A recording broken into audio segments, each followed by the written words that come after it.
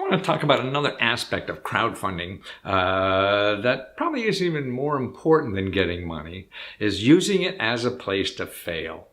I mean, I don't know about you, but I think most people fail at most things. If you're trying things, if you're trying something new, you're learning how to walk. Think of a child, 1 year old. I remember my boy probably wasn't in this room because he was 3 or so at the time we got to this house. But he would crawl over to the coffee table and pick himself up, and try to take that first step and fall on his butt, right?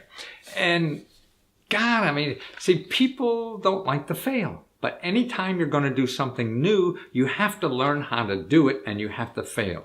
And the problem I see too is that people like your friends and relatives and family tell you not to do things because you're going to fail.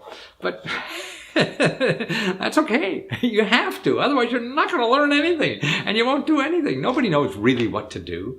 They don't know what to do with their lives.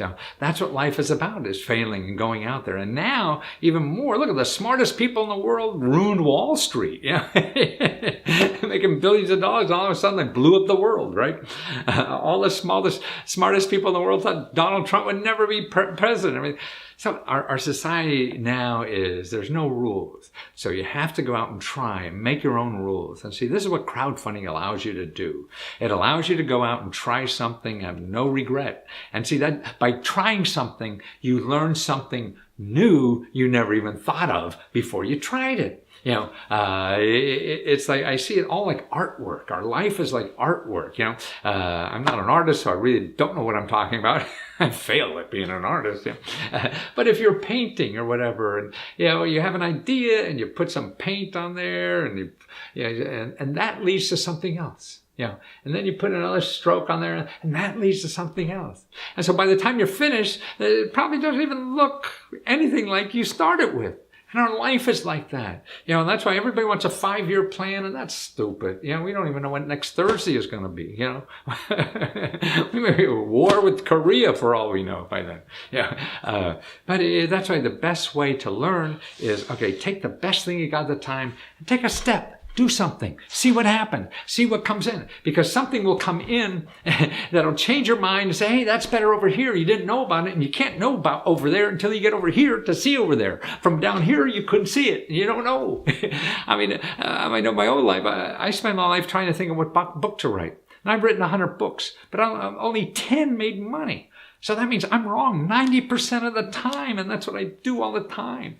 And so what I'm really trying to do is show people how to do things without spending money, because if you spend money, you're out of money before you learn what to do. So if you're hiring accountants, you're hiring things to get money and all this kind of stuff, before you really find exactly what you should be doing, you have an idea, but it's not formulated enough because nobody's throwing money at you yet. You think you have to spend money to get money, but you'll spend money and be out of money before you learn how to get it. So the key is to not spend money to get it. So that's why crowdfunding is a natural like that. You're putting your idea out.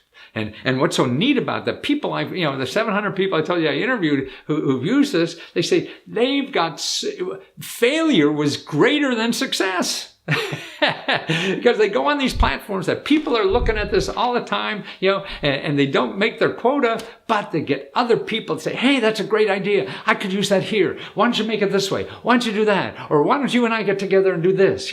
Whatever. I said, it's more successful at failing. It's like free marketing. That's what you're doing in this thing. And it's refining your idea and making it better. Something it should have been first time, but you don't know. You don't know until you try it and you put it out there and somebody beats you up. Oh, Christ, yes. I got to watch out for that, don't I? Well, I never did that before, so I don't know to watch out for that. And that's why I think these things on the internet to do and test your ideas are just a wonderful place, whether you're a nonprofit or a for-profit or just a kid in the basement looking for extra money to do something.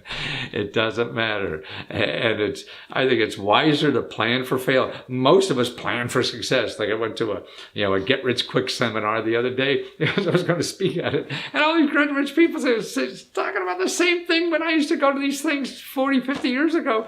They're telling you, learning how to shelter all this money. What are you going to do with $1 million? And you spend it this way and do that. God, you don't have a pot to pee in and you're worrying about that. No, learn about what to do first and how to do it. Don't learn about what to do with money. When you have a lot of money, you'll figure that out.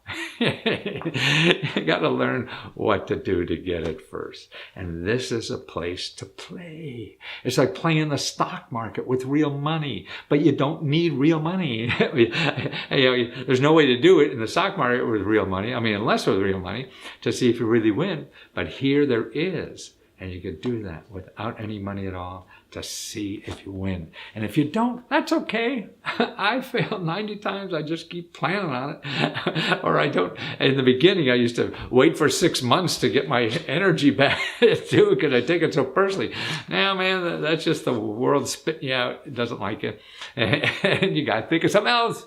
You got to learn what people need.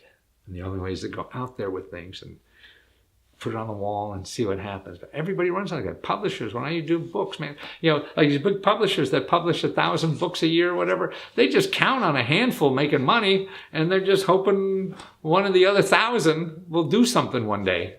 They don't know which one. They hope they do, but they really don't. So most of them lose. So finding those places to fail, and don't spend money doing it.